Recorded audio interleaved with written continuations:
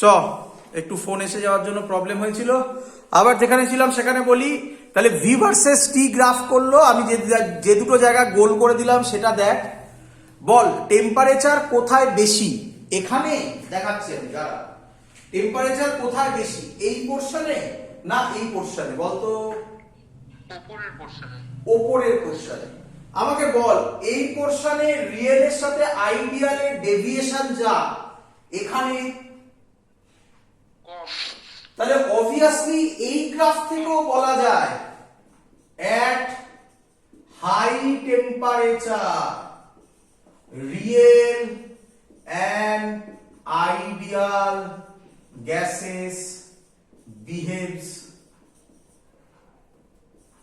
same. বল বুঝলি কিনা? হ্যাঁ স্যার। চলো, হ্যাঁ স্যার। তো এখান থেকে যদি আমরা কিছু লিখি তাহলে এখান থেকে আমরা লিখতে পারি v, এটা তো জানিস, by t is equal to constant. এখান থেকে আমরা পেয়ে যাই v1 by t1 is equal to v2 by t2। এই হলো আমাদের চার্লস লর ইকুয়েশনস 1783 তে এটা চার্লস ল এসেছিল, 1661 এ বয়েলস ল এসেছিল। ক্লিয়ার? হ্যাঁ স্যার। হ্যাঁ স্যার। হ্যাঁ স্যার। হ্যাঁ স্যার। চলো, হ্যাঁ স্যার। এই দুই ভদ্রলোককে জোড়া লাগালে কি হবে দেখা যাক।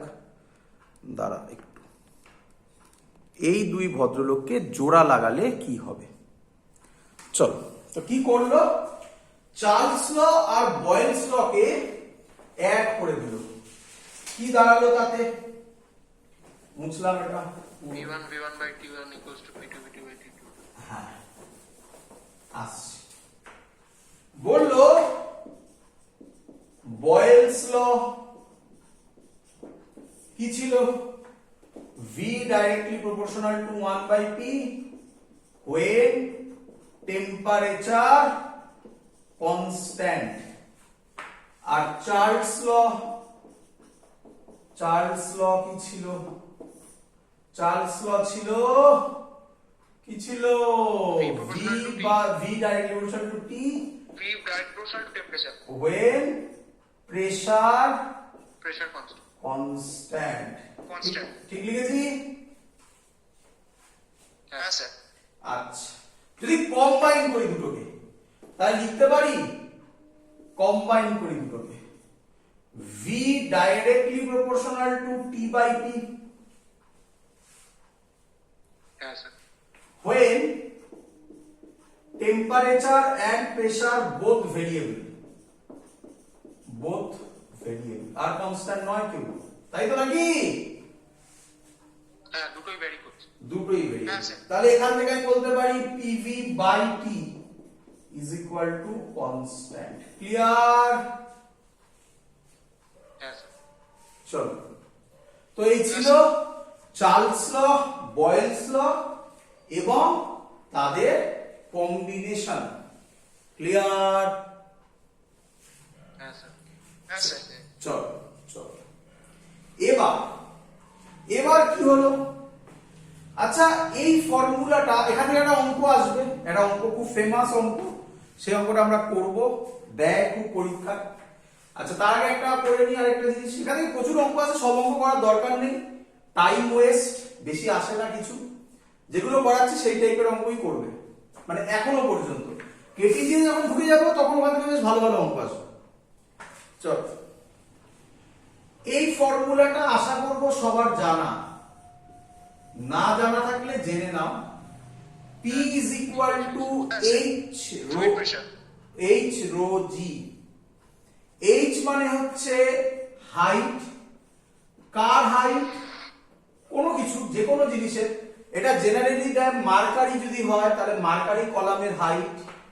রো হচ্ছে ডেনসিটি, যদি মার্কারি দেয় মার্কারির ডেনসিটি। মনে হয় এই ফর্মুলা দিয়ে আমরা ওয়ার্ক পাওয়ার এনার্জিতে একটা অঙ্ক করেছিলাম, পাওয়ারের ক্ষেত্রে, ব্লাডের ক্ষেত্রে আমরা করেছিলাম মনে হয়, মনে পড়ছে কারোর? হ্যাঁ স্যার।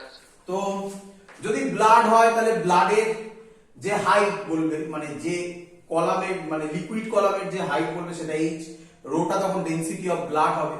আর জি তো আমার বলার দরকার নেই। চলো acceleration zero gravity. ক্লিয়ার। এখান থেকে একটা অঙ্ক দিতে পারি, মুছে দিয়ে করবো অঙ্ক। হ্যাঁ স্যার। যে অঙ্কটা পপুলার খুব সেটা করিয়ে দিচ্ছি আমি। খুব দেয় এই অঙ্কটা। কি অঙ্ক sir?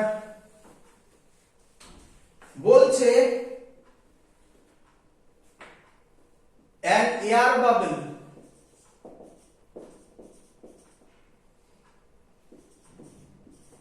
is at a depth of 40 meter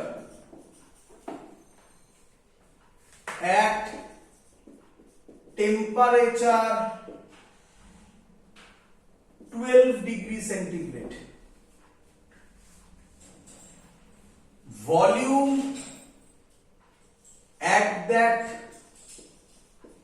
volume of air bubble at that point, volume of air bubble is 1 centimeter cube. Find the volume of air bubble when it reaches the upper atmosphere. When it reaches the upper atmosphere at 27 degree centigrade. Question clear সবার? হ্যাঁ sir. Option দেওয়া আছে 1 centimetre cube, 3 centimetre cube, 5 centimetre cube, 7 centimetre cube. চলো clear সবার? হ্যাঁ sir. হ্যাঁ sir. দেখ কিভাবে করছি আমরা অঙ্কটা। আচ্ছা, তো একটা বেসিক প্রথমে ফিগার এঁকে নিই। এয়ার বাবল ইজ একটা ডেপথ অফ 40 মিটার, তাহলে এই হলো liquid at a temperature volume 40 meter in water দেওয়া আছে, ইন ওয়াটার। আচ্ছা, তাহলে এখানে ওয়াটার আছে, এখানে এয়ার বাবল আছে, এইটা বলে দিয়েছে 40 মিটার। এখানে টেম্পারেচার বলে দিয়েছে T1 কত বলেছে 12 ডিগ্রি সেন্টিগ্রেড, এখানে বলে দিয়েছে T2 27 ডিগ্রি সেন্টিগ্রেড। যখন এয়ার বাবলটা উপরে উঠবে, এখানে যখন পৌঁছবে তখন তার ভলিউম, এর ভলিউম বলে দিয়েছে কত 1 সেন্টিমিটার কিউব। এখানে যখন আসবে তখন ভলিউম কত হবে কোশ্চেন মার্ক। ক্লিয়ার সবার? হ্যাঁ স্যার। হ্যাঁ স্যার। আমি এটাকে 1 পয়েন্ট বললাম, আমি এটাকে 2 পয়েন্ট বললাম, তাহলে আমি লিখতে পারি P1 V1 by T1 is equal to P2 V2 by T2। বলো বুঝলে কিনা?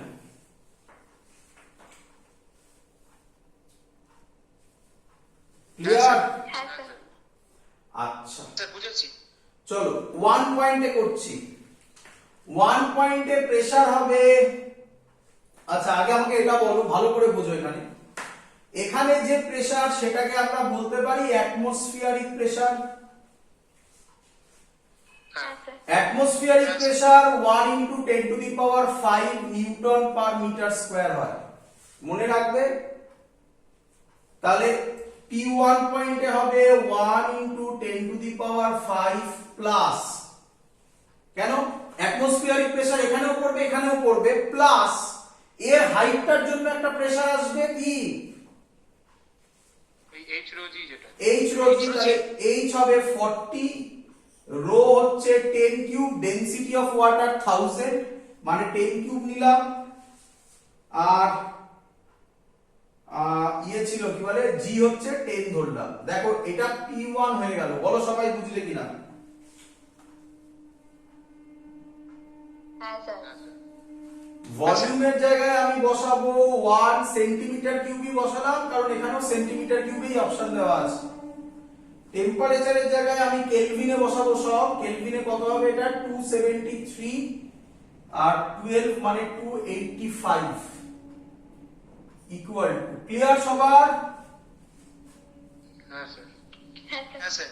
P2 এর জায়গায় আমি বসাবো, P2 এর জায়গায় মানে এখানে 1 × 10⁵ ভলিউম আমার জানা নেই, V2 ই রাখবো।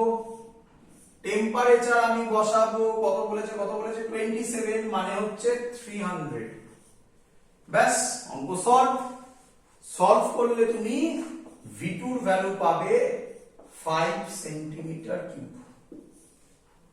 এই টাইপের অঙ্ক পরীক্ষায় থাকবে এখান থেকে, ক্লিয়ার? হ্যাঁ স্যার। হ্যাঁ স্যার। চলো নেক্সট, এবার নেক্সট থিওরিতে যাব আমরা। এরপর কি এলো? Avogadro's hypothesis. অ্যাভোগাড্রোস হাইপোথিসিস মুছে দিয়ে না? হ্যাঁ স্যার। আচ্ছা, আমি টাইমলাইন মেনটেন করি, পরপর করে বলছি।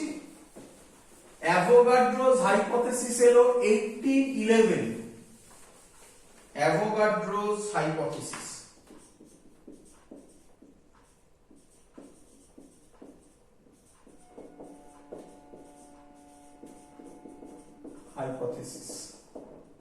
কবে এলো? 1811। কি বললো অ্যাভোগাড্রো হাইপোথিসিস? বলছে তাহলে কিন্তু সব যা যা হচ্ছে সব কেটিজির আগের গল্প। at constant temperature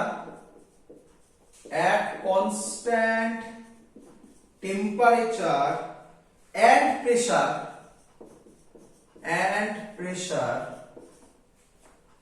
equal volume of all gases, Same number of molecules. equal volume of all gases contains equal number of molecules, contains equal number of molecules। সবার জানা আশা করি এগুলো? হ্যাঁ স্যার। আচ্ছা, তাহলে আমি এটাকে এরকম লিখতে পারি V directly proportional to N। N মানে কি? Number of molecules when pressure and temperature, তাই তো বলেছে? হ্যাঁ, are constant। বলো সবার ক্লিয়ার কিনা? হ্যাঁ স্যার। চলো, এই ছিল অ্যাভোগাড্রোস হাইপোথিসিস। এবার কি করলো? এবার কি কি হলো তাহলে? বয়েলস ল হলো, চার্লস ল হলো, অ্যাভোগাড্রো হাইপোথিসিস হলো। এই তিনটেকে জোড়া লাগিয়ে একটা ল এলো। কি দেখো আমি লিখছি পরপর। V equals to nRT. হ্যাঁ, Ideal gas equation. Ideal gas আসবো, দেখো দেখো আগে কি আসে। তাহলে এটাকে কম্বাইন করে, কি কি কম্বাইন? বয়েলস ল, চার্লস ল, অ্যাভোগাড্রো হাইপোথিসিস, তিনটেই কম্বাইন, সব কম্বিনেশন করে দেখাচ্ছি। বয়েলস ল ছিল V directly proportional to G, sorry V directly proportional to 1/P, Charles law ছিল V directly proportional to T, আর Avogadro's hypothesis V directly proportional to N। যদি আমি এদেরকে কম্বাইন করি তাহলে দাঁড়াবে V directly proportional to NT/P। বলো বুঝলে কিনা?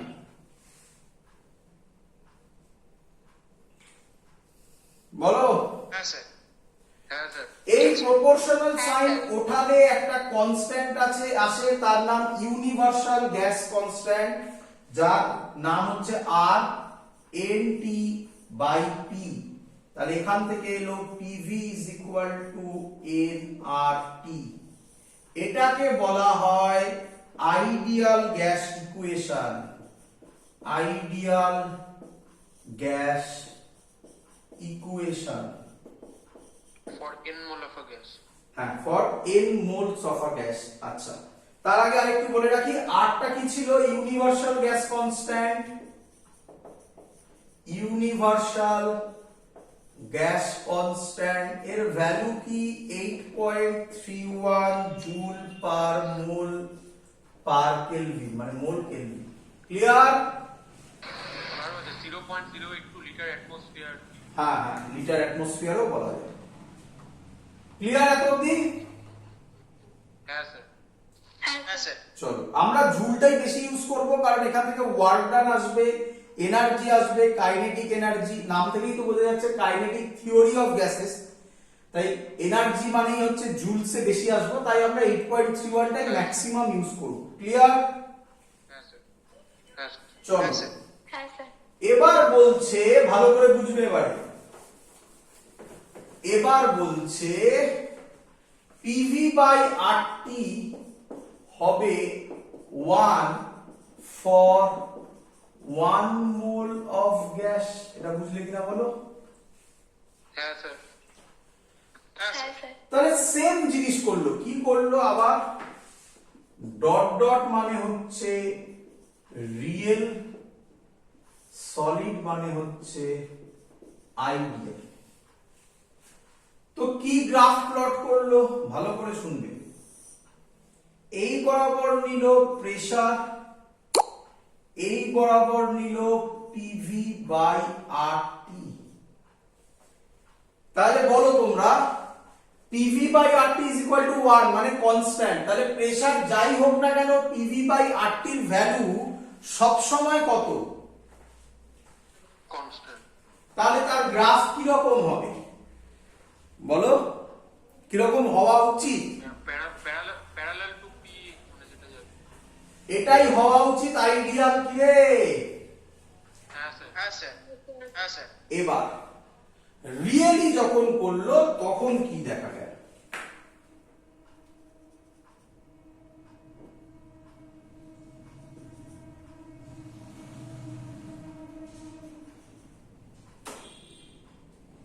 গিয়ে এখানে মিট করে,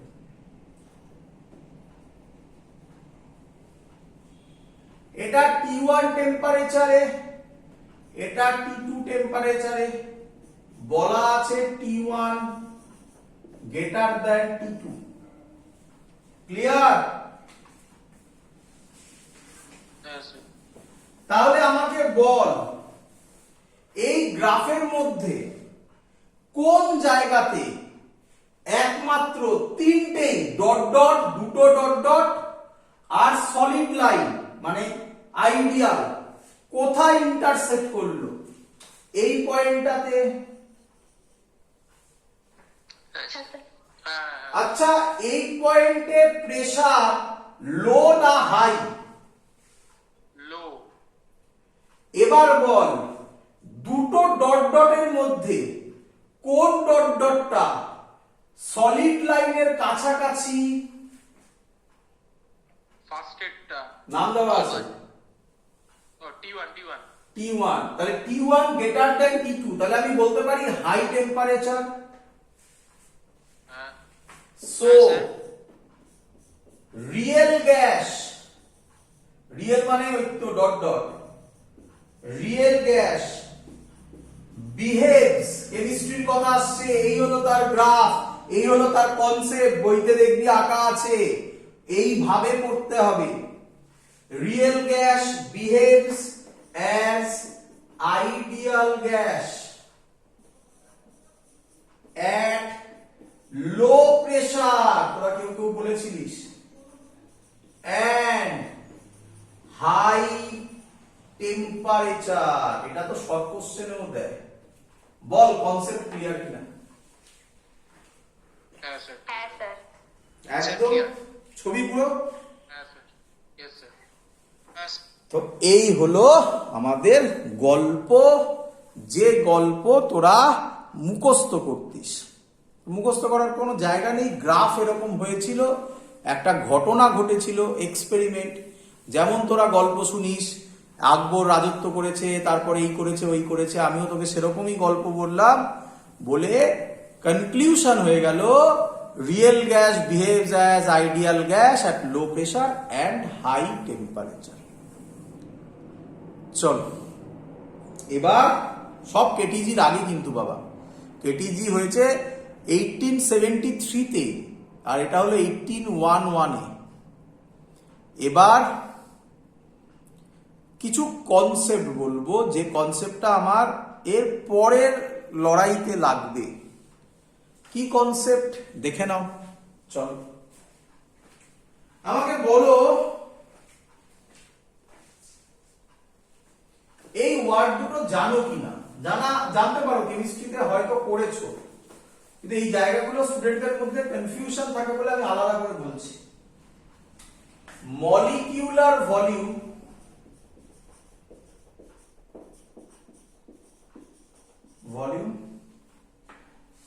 and actual volume occupied।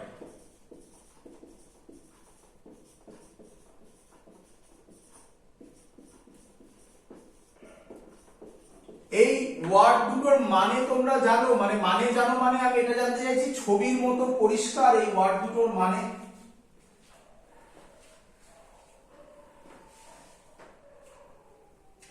না স্যার। না স্যার। আচ্ছা, শুনে নাও একদম সহজ জিনিস। আচ্ছা বাবা ভালো করে শুনো, এই হলো আমার একটা বাক্স আছে। কি আছে? বাক্স আছে। এর মধ্যে তোমরা সবাই জানো যে গ্যাস হচ্ছে যেখানে রাখবে সেই ভলিউম অকুপাই করবে, জানো তো নাকি? এগুলো তো ছোটবেলায় পড়েছো তাই তো? হ্যাঁ হ্যাঁ হ্যাঁ স্যার, এটা স্যার। তো আমরা কি করলাম, এর মধ্যে কথার কথা আমি এক্সাম্পল দিচ্ছি, তার জন্য এইভাবে বলছি, নয়তো বোঝাতে প্রবলেম হয়। আমি এর মধ্যে 10খানা গ্যাস মলিকিউলস এর মধ্যে ঢুকিয়ে দিলাম, 10খানা। তাহলে 10খানা গ্যাস মলিকিউলস, এটা কথার কথা বলছি, 10খানা। এটা অ্যাকচুয়ালি হবে কি 22.4 লিটার হয় 1 মোলের। 1 মোল মানে কি 6.023 ইন্টু 10 টু দি পাওয়ার 23 খানা অ্যাটম। ক্লিয়ার তো নাকি? হ্যাঁ হ্যাঁ হ্যাঁ। তো তোরা আমাকে নিঃসন্দেহে বলবি না স্যার এখন আপনি 6.022 10 টু দি পাওয়ার 23 খানা আঁকুন, তাই 10টা দিয়ে বোঝাচ্ছে। 10খানা গ্যাস মলিকিউল এর মধ্যে দিলাম। তাহলে আমি কি বলতে পারি গ্যাস মলিকিউল 3 4 5 6 7 8 9 10 পুরো ভলিউম অকুপাই করে নেবে। হ্যাঁ স্যার। হ্যাঁ স্যার। এটাকে বলা হয় অ্যাকচুয়াল ভলিউম অকুপাইড। বল বুঝলি কিনা? হ্যাঁ স্যার, বুঝেছি। হ্যাঁ স্যার, চল বুঝে গেছি স্যার। এবার আমি কি করলাম, এবার এই 10টা মলিকিউলকে নিয়ে এক জায়গায় আনলাম। দেখ, 1টা 2টো 3টে 4টে 5টা 6টা 7টা 8টা 9টা 10টা। কিরে হ্যাঁ স্যার, একটা জায়গায় আনলো স্যার। একটা জায়গায় আনলাম, একদম কোনায় প্যাক করলাম। হ্যাঁ স্যার। তাহলে এইটা হবে এই যে যেটা আমি ডিজাইন করে দিলাম মলিকিউলার ভলিউম। বল বুঝলি কিনা? মানে মলিকিউল গুলোকে এক জায়গায় আনলে তার যে ভলিউম সেটা হচ্ছে মলিকিউলার ভলিউম। আচ্ছা আচ্ছা। হ্যাঁ ইয়েস স্যার। ক্লিয়ার? আচ্ছা হ্যাঁ স্যার। এটা কমন সেন্সের উত্তর দে তো, এটা কমন সেন্সের উত্তর দে তো। দেখ কেটিজির ভেতরে ঢুকে যাচ্ছি, কমন সেন্সের উত্তর দে একটা।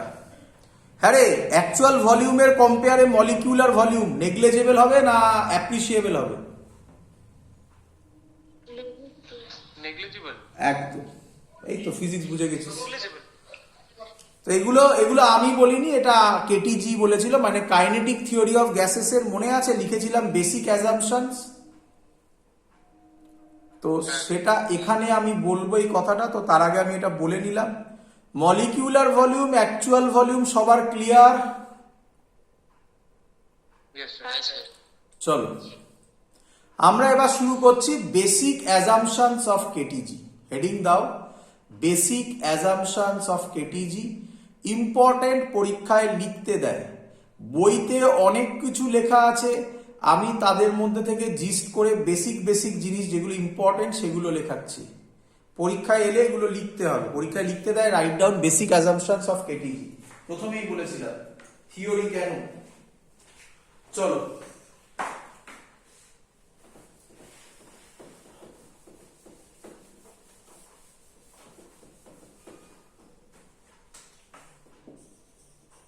assumptions.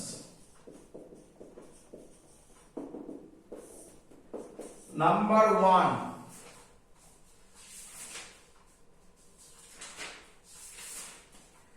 লিখবে all gases consists of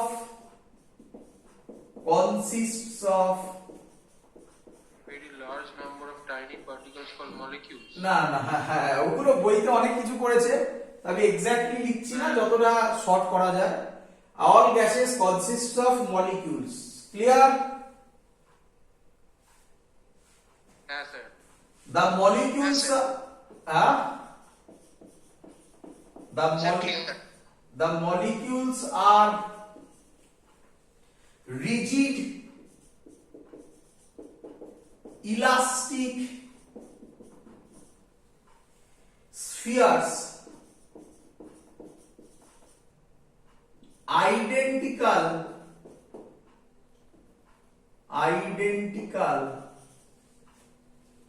in all respect for a given gas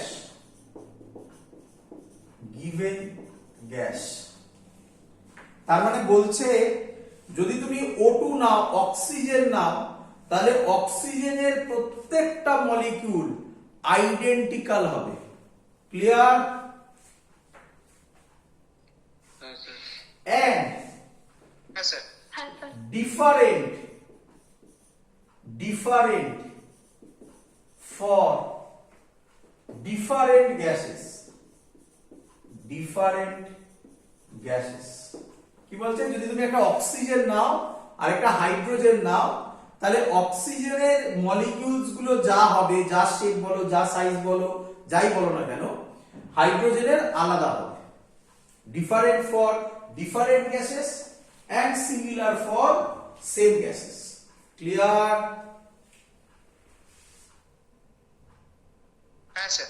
বলার কিছু নেই আর। নাম্বার টু খুব ইম্পর্টেন্ট বাবা।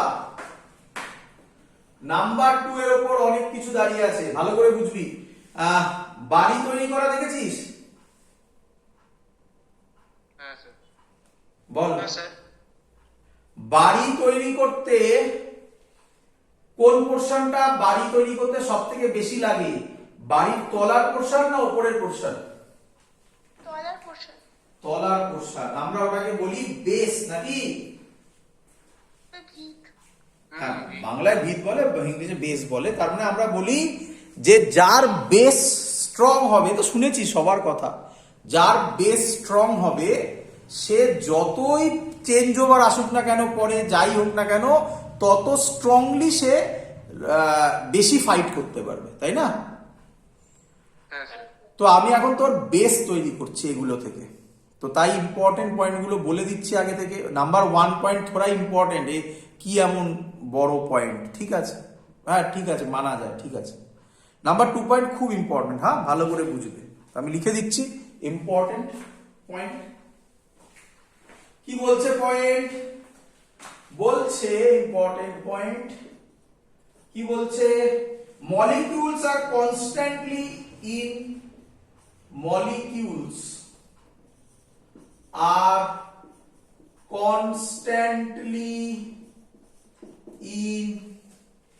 random motion along straight lines with all possible velocities.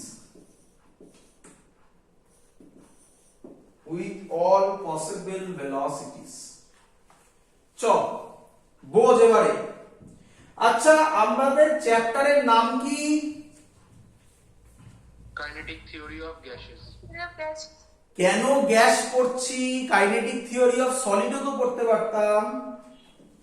Kinetic theory মানে ওদের ইয়েটা বেশি, ওদের মলিকিউলের একজন বল, সবাই বলিস না। হ্যাঁ বল। মানে গ্যাসের মধ্যে যে মলিকিউলস সেগুলোর যে কাইনেটিক এনার্জি মুভ করার এগুলো আরো বেশি, অনেক বেশি কম্পেয়ার টু সলিড আর লিকুইড, তাই তো নাকি? হ্যাঁ হ্যাঁ। তাহলে অবভিয়াসলি মলিকিউলসরা দাঁড়িয়ে থোড়াই থাকবে কাইনেটিক থিওরিতে, আর ইন র্যান্ডম মোশন। এত অবধি ক্লিয়ার? হ্যাঁ স্যার। অ্যালং স্ট্রেট লাইন, ওরা বলছে এরকম কার্ভ পাথ ফলো করবে না, যে পাথটা ফলো করবে সেটা স্ট্রেট লাইন। হ্যাঁ এটা হতে পারে এরকম, এখান থেকে এই গেল, ধাক্কা খাওয়ার পর আবার হতে পারে। ধাক্কা খাওয়ার এখন কোনো কথা আমি বলিনি, বলবো। সব পলিশন ইলাস্টিক হয় সেটা বলবো পরে, এখনো আসেনি। তো এরকম হতে পারে, এগুলো সব স্ট্রেট লাইন হবে, এগুলো তবে যা ইচ্ছা হতে পারে। ক্লিয়ার? উইথ অল পসিবল ভেলোসিটিস, এর মানে কি ভালো করে বোঝো। আচ্ছা একটা মলিকিউলস এরকম যেতে পারে, তার ভেলোসিটি v ধরলাম, বলো বুঝলে কিনা? হ্যাঁ স্যার। হ্যাঁ স্যার। আচ্ছা এটা উইথ অল পসিবল ভেলোসিটিস, ভালো করে শুনবে, ভালো করে শুনবে সবাই, খুব ইম্পর্টেন্ট কথা বোঝাচ্ছি। চলো আচ্ছা আমি এখন টস করলাম, বলো তোমার জেতার প্রবাবিলিটি কত? 50%। 50%। 50% না বলে হাফ বলি? হাফ। হাফ। কেন বললাম হাফ? তার কারণ টস যদি করি তাহলে টসের দুটো পোরশন আছে, একটা হচ্ছে হেড আর একটা হচ্ছে টেল, তাই তো? হ্যাঁ স্যার। তাহলে হেড আর টেলের মধ্যে কোনো একটা পড়বে, তাই তোমার জেতার প্রবাবিলিটি হচ্ছে হাফ। শোলে সিনেমা যদি দেখে থাকো তাহলে এরকমও হতে পারে ওটা দাঁড়িয়ে থাকবে, কিরে? হ্যাঁ হ্যাঁ হ্যাঁ হ্যাঁ। তাহলে বলা উচিত ছিল তোমার প্রবাবিলিটি, যদি প্রবাবিলিটি হয় মানে এরকম ভাবে বলছি, আমি টস করলাম, তলায় যে ফিল্ডটা সেটা কাদা, নিচে পড়বে, তাহলে হতেই পারে প্রবাবিলিটি টস কয়েনটা পড়ে দাঁড়িয়ে থাকবে। হ্যাঁ স্যার হতে পারে। তাহলে তোমার প্রবাবিলিটি 1/3, বলো বুঝলে কিনা?